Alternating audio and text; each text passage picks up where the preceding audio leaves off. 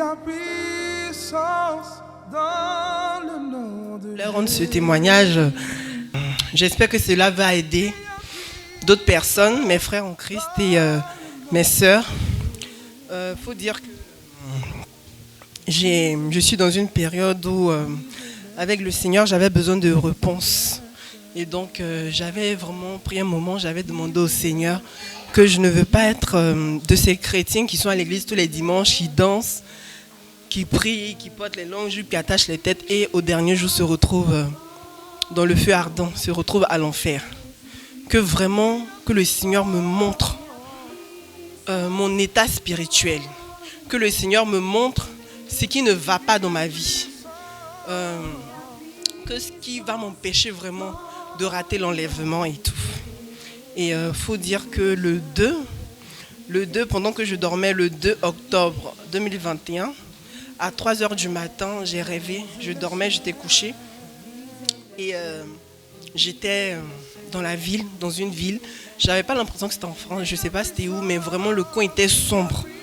C'était comme l'après-midi aux environs de 17h, 18h, le coin était vraiment grisâtre.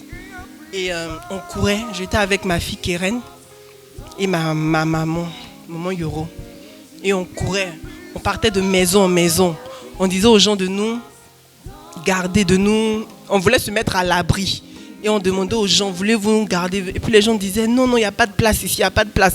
Et on faisait du porte-à-porte. On demandait aux gens de nous héberger, les gens de nous prendre pour nous cacher. Les gens ne voulaient pas, ils ne voulaient pas.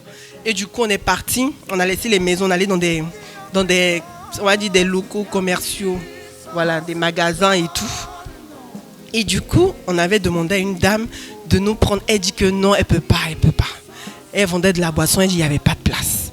Et il y avait un monsieur avec nous, il dit, bon, j'achète tous vos boissons, videz le magasin, moi je vous achète tout. Il lui a donné de l'argent, ils ont vidé le magasin avec la cave, le sous-sol. Il dit, bon, comme tout est vide maintenant, est-ce qu'on peut rentrer? On veut se cacher au sous-sol, dans votre cave là-bas. Elle dit, ah, vraiment, je ne peux pas. Regardez, j'ai signé un contrat avec l'État. J'ai signé avec mon sang. Et on ne peut plus abriter des gens. L'État, on a eu des contrats, tous les commerçants ont eu des contrats avec l'État. De quoi on ne doit pas abriter, on ne doit pas recevoir quelqu'un chez nous. Et ça m'a rappelé, en fait, la carte sanitaire avant de rentrer dans les restaurants. La dame elle me montre comme ça, et puis elle a signé avec son sang. Elle dit avec l'État maintenant, les commerçants n'ont plus le droit vraiment d'héberger, de prendre quelqu'un. Et là, on était en panique, on courait de gauche à droite. Et j'ai dit à ma maman, ah, là, vraiment, on fait comment? Tout est gâté, on ne sait plus où se mettre à l'abri, on fait comment? Bon, comme c'est vraiment, il n'y a plus de solution, moi, je crois que c'est fini là. Tout est fini. Je vais me mettre à genoux et je vais prier. Et je me suis mise à genoux, j'ai commencé à prier. J'ai dit, Seigneur, pardonne-moi. J'ai commencé à me repentir, j'ai commencé à pleurer, j'ai crié au Seigneur, au secours, pardonne-moi, pardonne-moi. Maman dit, ah, tu penses qu'il n'est pas trop ta Nadège? J'ai dit, maman, on n'a qu'à prier. Et j'ai commencé à prier, j'ai prié. Et là, à peine je me suis levée, j'ai fini de prier, c'est comme s'il y avait une trompette qui a sonné. Et j'entends le bruit. Et je dis, Jésus, la trompette, Seigneur. Et je vois le voile de ma maman qui devient blanc, comme du diamant. Et ça brille au fait.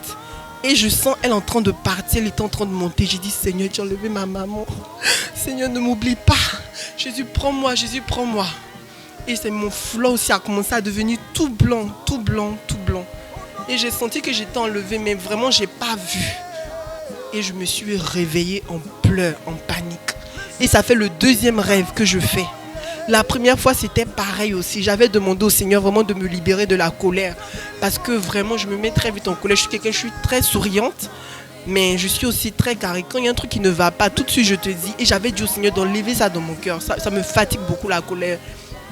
Et quand j'ai pris ce moment, le Seigneur aussi m'avait montré un rêve. Comme s'il n'y avait plus d'église.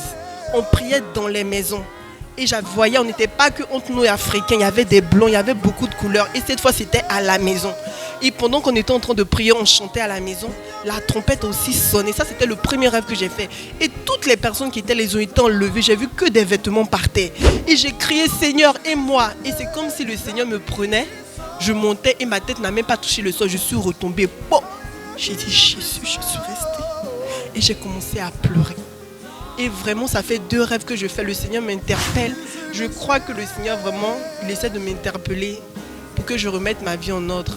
Et c'était un rêve personnel, mais j'ai tenu à vous le partager aussi. Pour que vraiment, nous nous rêvions, que nous nous sanctifions dans le Seigneur, nous regardons vraiment à Dieu. C'était le rêve que j'ai fait, que je voulais vous partager. Que Dieu vous bénisse.